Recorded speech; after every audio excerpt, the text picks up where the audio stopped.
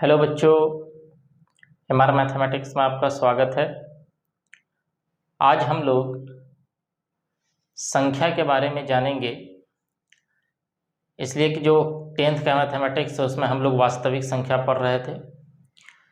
आज हम लोग कुछ संख्या के बारे में जानेंगे, जैसे कि परिमेय संख्या क्या होता है, अपरिमेय संख्या क्या होता है, अभाज्य संख्या हम लोग किसको बोलेंगे, सम संख्या क्या है, विषम संख्या क्या है। ये सारी बातों को आज हम लोग जानने वाले हैं। आज हम ये मान के चलेंगे कि कुछ संख्या, जैसे प्राकृतिक संख्या क्या होता है आप ये जानते हैं, पूर्ण संख्या क्या होता है ये भी हम मान के चल रहे हैं कि आपको पता है। जिस पे ज़्यादा क्वेश्चन आने का चांस रहता है तो आज हम लोग उसको अच्छे से डिस्कस करेंगे, ठीक है। इसलिए जो ऑब्जेक्टिव में है जो है ज़्यादातर क्वेश्चन आपको परिमेय संख्या से, अपरिमेय संख्या से, अभाज्य संख्या, उसके बाद सम संख्या का व्यापक रूप पूछ देगा क्या होता है, विषम संख्या का व्यापक रूप क्या होता है। तो एक एक करके हम लोग सबको देखते हैं। कोशिश कीजिए आप लोग समझने की, और बहुत ही आसान है। चलिए तो आइए हम लोग देखते हैं कि क्या होता है सम संख्या। ये सब जो है ना, आज हम परिभाषा वगैरह लिखवाएंगे नहीं, इसलिए कि बहुत ही आसान है। अब जैसे देखिए, सम संख्या किसको बोलते हैं, तो वैसी संख्या जो 2 से पूरा पूरा कट जाए उसको हम लोग क्या बोलेंगे, सम संख्या। जैसे 2 है तो वो 2 से पूरा पूरा कट जाएगा तो क्या है, सम संख्या। 4 है 2 से पूरा पूरा कट जाएगा, क्या है, सम संख्या। 6 है वो भी क्या होगा, 2 से पूरा पूरा कट जाएगा। तो वैसी संख्या जिसमें 2 से जो है भाग लग जाए उसको हम लोग क्या बोलेंगे, सम संख्या बोलेंगे, ठीक है। ठीक इसके विपरीत विषम संख्या, तो वैसी संख्या जिसमें 2 से भाग नहीं लगे उसको हम लोग क्या बोलेंगे, विषम संख्या बोलेंगे। वैसी संख्या जिसमें 2 से भाग नहीं लगे उसको हम लोग क्या बोलेंगे, विषम संख्या बोलेंगे। बात समझ में आ रही। चलिए, ठीक इसी तरीके से अभाज्य संख्या, तो अभाज्य संख्या वह संख्या है जिसमें सिर्फ और सिर्फ या तो 1 से भाग लगेगा या फिर जो संख्या है उसी संख्या से आप भाग लगा सकते हैं। यानी कि वैसी संख्या जो सिर्फ और सिर्फ खुद से कटे उसको हम लोग क्या बोलेंगे, अभाज्य संख्या बोलेंगे। वैसी संख्या जो सिर्फ और सिर्फ खुद से कटे उसको हम लोग क्या बोलेंगे, अभाज्य संख्या बोलेंगे। बात समझ में आ रही है। तो सम संख्या समझ गए, वैसी संख्या जो सिर्फ और सिर्फ या जिसमें पूरा का पूरा जो 2 से भाग लग जाए उसको सम संख्या बोलेंगे।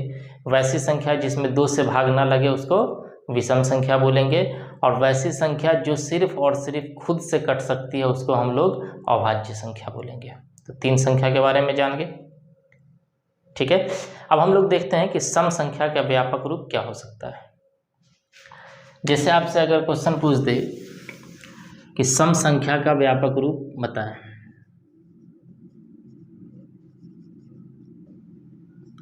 सम संख्या का व्यापक रूप क्या है। अब देखिए, बता चुके हैं कि सम संख्या वैसी संख्या है जिसमें 2 से क्या होता है, भाग लगता है। अब 2 से भाग लगने वाली संख्या देखिए बहुत सारी है। 2 हो सकती है, 4 हो सकती है, 6 हो सकती है, 8 हो सकती है, 10 हो सकती है, 12 हो सकती है, बहुत सारी संख्या है, ठीक है। तो व्यापक रूप जो है इसका क्या होगा, तो एक जनरल टर्म हम लोग लेंगे p, या m भी हो सकता है, n भी हो सकता है, लेकिन वो हमेशा कितना के मल्टीपल में रहेगा, हमेशा कितना से गुना किया हुआ रहेगा, 2 से गुना किया हुआ रहेगा। चाहे वो 2m भी हो सकता है, 2q भी हो सकता है, 2n भी हो सकता है, इस तरीके से। या ऐसा भी हो सकता है कि कितना हो जाए, कोई ज़रूरी नहीं है कि 2 से ही मल्टीप्लाई किया हुआ रहे, वो 4p भी हो सकता है, 6p भी हो सकता है, 8p भी हो सकता है। इसी तरीके से आप लोग इसमें भी लगा सकते हैं। यानी कि हमेशा जो है गुणांक वो 2 से कटने वाला गुणांक होनी चाहिए। हमेशा कितना से कटने वाला गुणांक होनी चाहिए, 2 से कटने वाला गुणांक होनी चाहिए। या फिर 2p + 2 हो सकता है, वैसी संख्या जोड़नी है जो 2 से कट जाए, है ना। 4p + 2 हो सकता है, 6p + 2 हो सकता है, 8p + 2 हो सकता है। तो ये सारी की सारी संख्याएं क्या है, सम संख्या है। इसलिए कि ये संख्या 2 से कट जाएगी। आप देखिए 2 से कैसे कटेगी, तो इसमें आप 2 कॉमन ले लीजिए, p+1 बचेगा, 2 से डिवाइड कीजिएगा, 2 से कट गया। ये भी संख्या 2 से कटेगी। आप 2 जो है जब ये कॉमन लीजिएगा तो 2 से कट जाएगा, ये भी 2 से कटेगा। या ये इस तरीके से भी लिखा हो सकता है 2p+4, ये भी तो हो सकता है। बात समझ में आ रही है? तो इस तरीके की जो भी संख्या है इसको हम लोग क्या बोलेंगे कि ये सम संख्या है। इससे जो है क्वेश्चन दे देगा कि आप बताइए कि कौन सी सम संख्या और कौन सी विषम संख्या है। बात समझ में आ रही है? तो याद रखिएगा कि इस तरीके का जो है, अब जैसे देखिए इसी में मान के चलिए 4 ऑप्शन दे दे, बोल दिया कि सम संख्या का व्यापक रूप क्या है। ऑप्शन ए दे दिया आपसे 2p+1, ऑप्शन बी दे दिया 2p+3, ऑप्शन डी दे 2p+5 और ऑप्शन सी दे दिया 2p+ मान के चलिए 4। तो आप देख रहे हैं कि ना तो ये 2 से कटेगा, क्या है कि आप यहाँ 2 कॉमन ले ही नहीं सकते, यहाँ भी 2 से नहीं कटेगा, 2 कॉमन नहीं ले सकते, और यहाँ भी 2 कॉमन नहीं ले सकते हैं। तो इसका मतलब है, आप देखिए यहाँ अगर 2 कॉमन लीजिएगा तो बचेगा p+2। अब इसको जब ये 2 से डिवाइड कीजिए तो कट गया ना। तो इसका मतलब है कि ये जो संख्या है वो क्या है, सम संख्या है। बात समझ में आ रही है? ऑप्शन इसी टाइप में देता है, या सिंपल देखिए इस तरीके से दे सकता है। ए ऑप्शन हो सकता है 3q, बी ऑप्शन हो सकता है 4q हो, सी ऑप्शन हो सकता है 5q हो, और डी ऑप्शन हो सकता है 7q हो। तो इसमें हम लोग को वैसी संख्या लेनी पड़ेगी जो कितना से कट जाए, 2 से कटे। तो 2 से कटने वाला ये नंबर है, तो इसका मतलब है कि इसका जो आंसर होगा वो क्या हो जाएगा, बी हो जाएगा, है ना। क्वेश्चन सेम, ऑप्शन अगर चेंज करेगा तो हम लोग को ध्यान रखना पड़ेगा कि किसमें जो है 2 कॉमन लेने के बाद वो पूरा पूरा कट जाएगा। अगर 2 कॉमन आ रहा है तो इसका मतलब है कि वो सम संख्या होगा, 2 कॉमन नहीं आएगा तो इसका मतलब है कि वो सम संख्या नहीं है। ठीक है। और ठीक इसके विपरीत अगर 2 कॉमन नहीं आ रहा है तो इसका मतलब ये क्या है, विषम संख्या है। 2 कॉमन इसमें भी नहीं आ रहा है तो इसका मतलब ये विषम संख्या, 2 कॉमन इसमें भी, इसलिए कि 2 कॉमन नहीं आएगा तो वो 2 से नहीं कटेगा, और जब ये 2 से नहीं कटा तो इसका मतलब वो क्या है, विषम संख्या है। बात समझ रहे? चलिए, इसलिए कि हमेशा याद रखिए कि जब भी हम लोग किसी भी सम संख्या में 1 जोड़ दें, है ना, जैसे देखिए 2 क्या है, एक सम संख्या, इसमें 1 प्लस कीजिए 3 आ जाएगा, तो ये क्या है, एक विषम संख्या है। तो सम संख्या में जब भी हम लोग कोई भी विषम संख्या प्लस करते हैं तो फिर वो क्या बन जाता है, विषम संख्या बन जाता है। किसी को भी आप उठा लीजिए, जैसे देखिए 2 है, 7 जो है वो क्या होता है, 2 से नहीं कटता है, तो ये विषम संख्या है। तो इसको जब भी इसमें ऐड कीजिएगा तो 9 आ जाएगा। इसलिए हमेशा याद रखना है कि कभी भी हम लोग क्या कर सकते हैं, सम संख्या में जब भी विषम संख्या जोड़ेंगे तो वो जो संख्या आएगी वो क्या है, विषम संख्या है।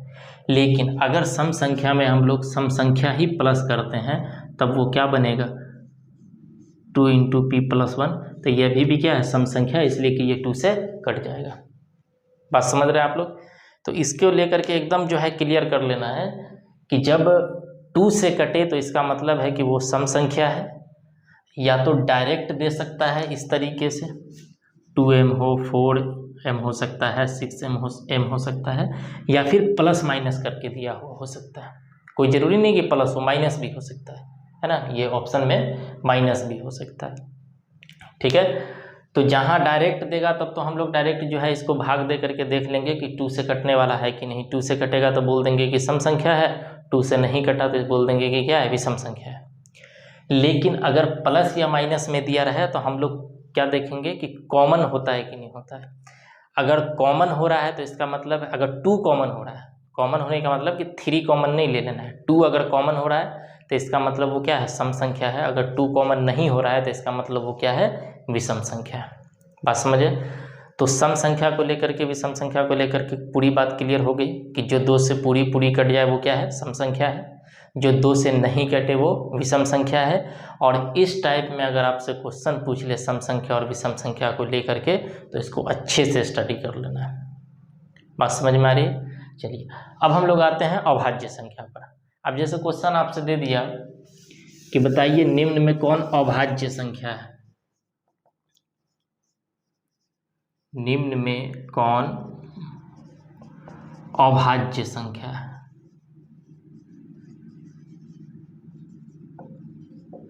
और पहला ऑप्शन दे दिया मान के चलिए 9, दूसरा ऑप्शन दे दिया 15, तीसरा ऑप्शन दे दिया 23 और चौथा ऑप्शन मान के चलिए आपसे दे दिया 21।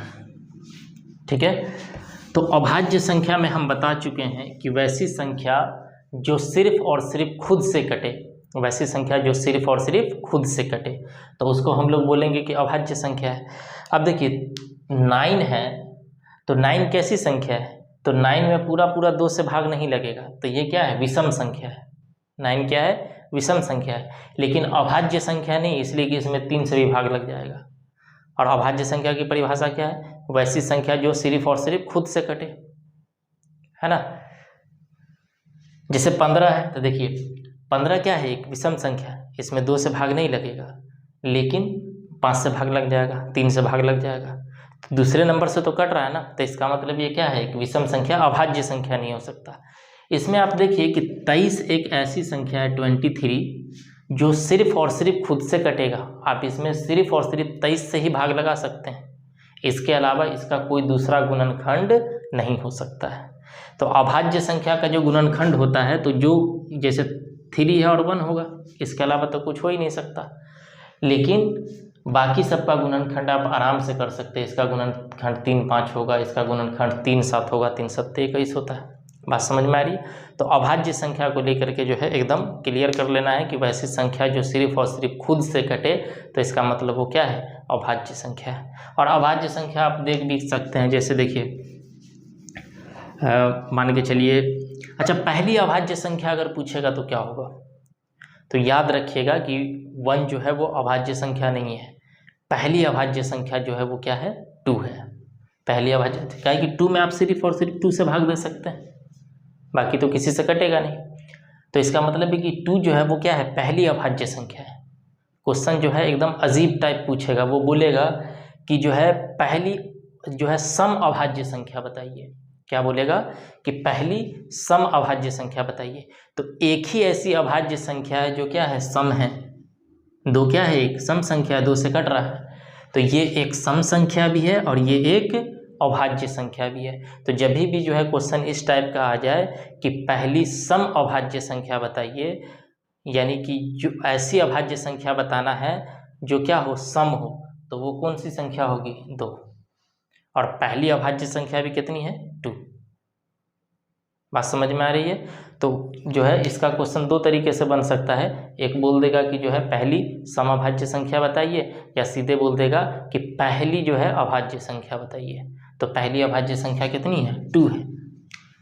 उसके बाद 3 हो सकता है, 3 में सिर्फ 3 से भाग लगेगा, 5 हो सकता है, 7 हो सकता है, 9 आप नहीं ले सकते, 9 में 3 से भाग लगेगा।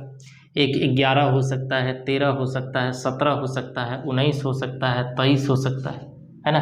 ये सारी संख्या आप देखिएगा कि जो संख्या लिखा है उसी से भाग लगेगा, बाकी किसी से भाग नहीं लग सकता है। बात समझ रहे? इसके आगे भी देख सकते हैं, जो है आगे 29 होगा, 31 होगा, उसके बाद जो है 37 है ना, 41 है, बहुत सारी संख्या है। आप अपने से देख सकते हैं कि जिसमें किसी से भाग ना लगे, यानी कि जब हम लोग उस नंबर का यानी उस संख्या का अगर हम लोग गुणनखंड करेंगे तो गुणनखंड में जो संख्या है वो आएगा और 1 आएगा, इसके अलावा उसका कोई दूसरा गुणनखंड नहीं होगा।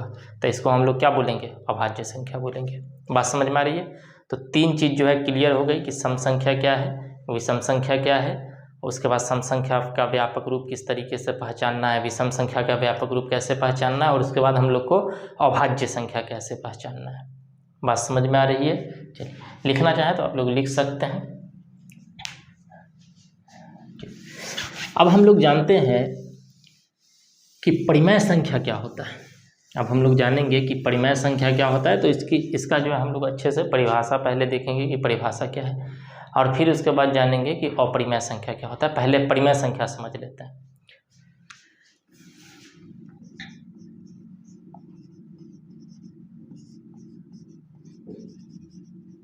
परिमेय संख्या, तो इसकी परिभाषा है कि वैसी संख्या जिसको हम लोग p/q के रूप में लिख सकते हैं, वैसी संख्या जो या जिसे p/q के रूप में लिखा जा सके। जैसे वैसी संख्या जिसे p/q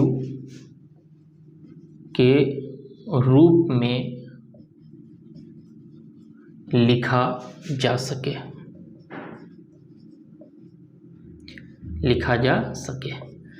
वैसी संख्या जिसे हम लोग अगर p/q के रूप में लिख सकें तो उसको हम लोग क्या बोलेंगे कि ये परिमेय संख्या है। बात समझ रहे? जहां p तथा q एक पूर्णांक हो, जहां p और q क्या है, पूर्णांक है। बस समझ रहे? आप पूर्णांक को समझना है कि पूर्णांक क्या होता है। तो जो भी संख्या हम लोग गिनती करते हैं, चाहे वो प्लस में हो या फिर माइनस में हो, जो भी संख्या हम लोग गिनती करते हैं चाहे वो प्लस में हो या फिर माइनस में हो, सारी की सारी क्या है, पूर्ण संख्या है। या फिर सारा का सारा पूर्ण संख्या नहीं, सारा का सारा क्या है, पूर्णांक है। बात समझ में आ रही है? वैसी संख्या जिसको हम, जो भी संख्या हम लोग गिनती करते हैं वो या तो प्लस में हो या फिर माइनस में हो। जैसे -2, -3, -4, -6, ये सारा क्या है, पूर्णांक है। या 2, 3, 4, 5, 6, 7, 8, ये सारा क्या है, पूर्णांक है। बात समझ में आ रही है? यानी कि यहाँ रूट नहीं लेना है, यानी कि p/q जो है, अब जैसे 2 हो सकता है लेकिन √2 नहीं होगा, इसलिए कि ये पूर्णांक है, ये पूर्णांक नहीं है। बात समझ में आ रही है?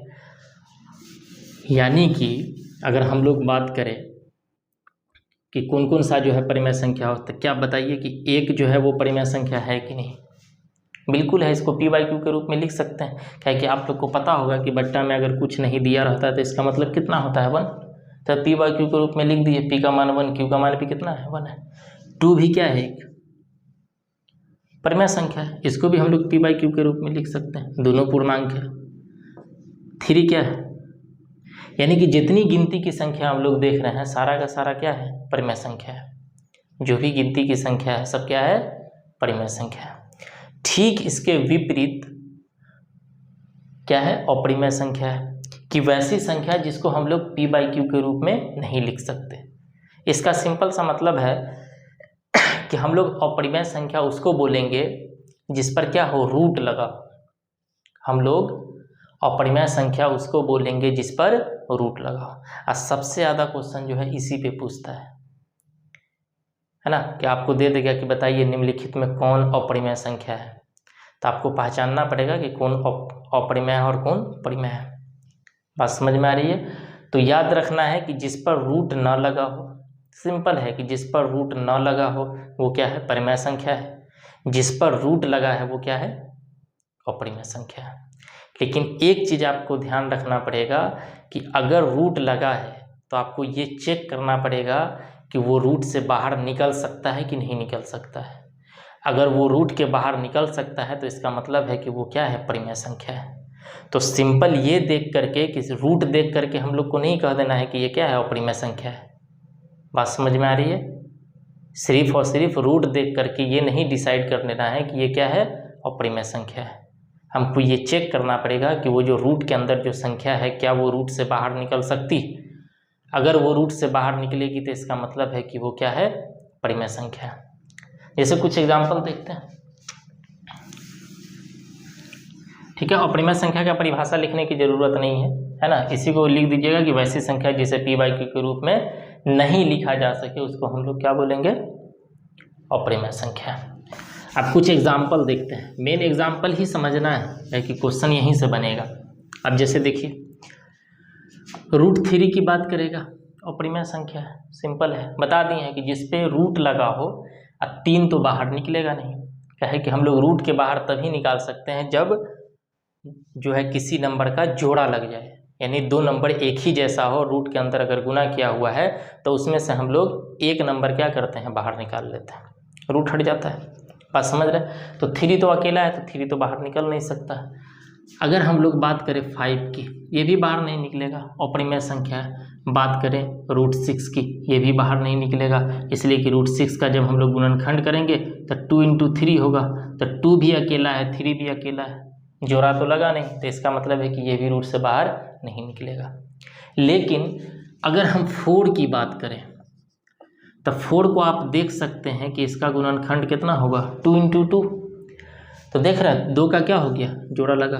किसी भी संख्या का अगर जोड़ा लगता है तो रूट हटा करके उस संख्या x को क्या करना है, बाहर लिख दीजिए, है ना। या फिर इसको ऐसे कर सकते हैं कि रूट लगा दिए, 2 का स्क्वायर कर दिया, और जब स्क्वायर हटाते हैं तो रूट हट जाता है। बात समझ में आ रही है। तो देखिए यहाँ √4 देख करके ये डिसाइड नहीं करना है कि ये क्या है, अपरिमेय संख्या है। बात समझ रहे हैं। हम लोग को ये देखना पड़ेगा कि अंदर का नंबर जो है वो रूट के बाहर आ रहा है या नहीं आ रहा है। बात समझ में आ रही है।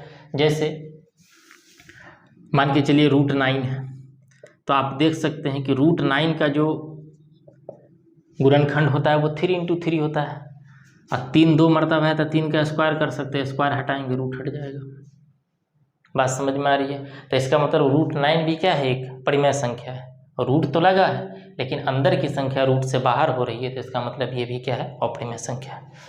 जैसे एक और एग्जांपल लीजिए, मान के चलिए 12 है, तो 12 का गुणनखंड कीजिएगा तो 2 × 2 × 3 आएगा। तो इसमें आप देख सकते हैं कि 2 का जोड़ा लगा, 3 का नहीं लगा, तो इसको आप ऐसे लिख सकते हैं 2 का स्क्वायर × 3। तो इसका स्क्वायर हटाइएगा तो रूट हट जाएगा, बट 3 पर रूट रह जाएगा। तो इसको आप देख सकते हैं कि इसके साथ क्या लगा हुआ है, रूट लगा हुआ है, यानी कि √12 जो है वो क्या है, एक अपरिमेय संख्या है। पूरा बाहर निकलनी चाहिए, ऐसा नहीं कि कुछ नंबर निकला और कुछ अंदर रह गया तो वो क्या रहेगा, परिमेय संख्या। याद रखना है कि पूरा का पूरा नंबर जो है वो क्या हो जानी चाहिए, बाहर निकलनी चाहिए। बात समझ में आ रही है। इस टाइप का जो है क्वेश्चन पूछ देता है। जैसे देखिए क्वेश्चन इस तरीके से देगा, इसको आप लोग लिखिएगा तो लिखिए, स्क्रीनशॉट ले ली।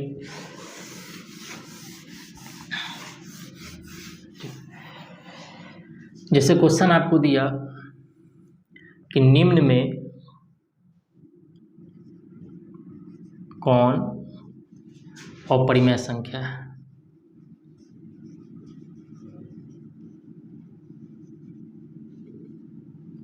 निम्न में कौन अपरिमेय संख्या है। फर्स्ट ऑप्शन है